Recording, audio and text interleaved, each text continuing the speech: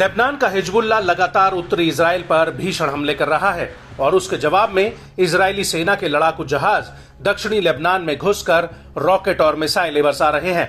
दरअसल IDF Hezbollah के उन कमांडरों की तलाश में है जिनकी अगुवाई में उत्तरी इजराइल पर हमले हो रहे हैं।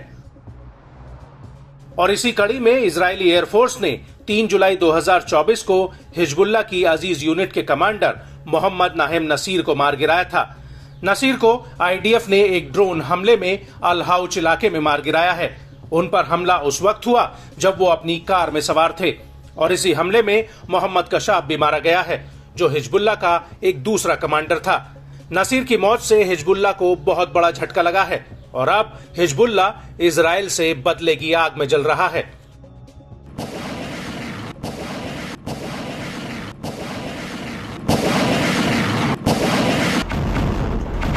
और इसी बदले की आग में हिजबुल्लाह ने इजराइल पर एक बहुत बड़ा हमला किया है।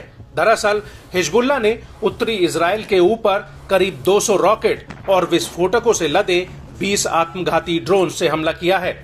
यह हमला इतना भीषण था कि सीरियाई गोलन हाइट्स इलाके में सड़कों को बंद करना पड़ा, वहीं खुली जगहों पर आग तक लग गई और इसकी वजह से इन इलाकों में बत्ती भी गुल हो गई।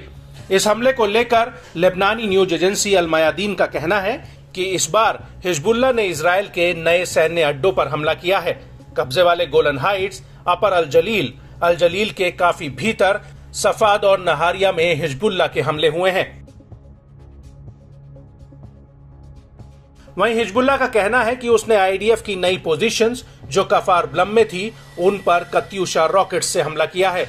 हिजबुल्लाह का यह भी कहना है कि उसने आयलत बैरिक्स में आईडीएफ की 91वीं डिवीजन के नए हेडक्वार्टर और 7वीं आर्म्ड ब्रिगेड के हेडक्वार्टर पर भी हमला किया है, जो कत्साविया बैरिक में था। हिजबुल्लाह के मुताबिक उसने 7वीं ब्रिगेड की आर्म बटालियन पर गामला बैरिक और 210वीं डिवीजन पर नाफा बेस में हमला किया है। इसके साथ ही यार्डन बैरिक्स की 210वीं डिवीजन की आर्टिलरी डिवीजन पर भी हमला हुआ है।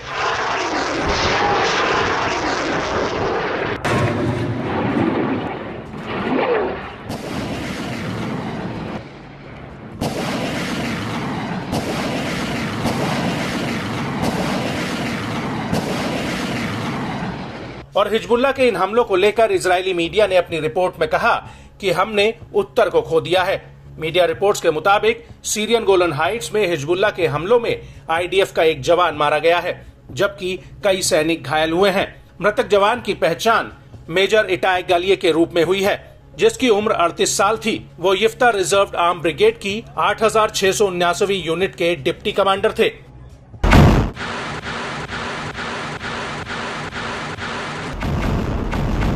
हालांकि इन हमलों को लेकर आईडीएफ का कहना है कि हिजबुल्लाह के कई रॉकेट्स को आयरन डोम ने मार गिराया था, जबकि कुछ रॉकेट्स पकड़ में नहीं आ पाए और इन रॉकेट्स और ड्रोन्स की वजह से खुले इलाके में आग लग गई।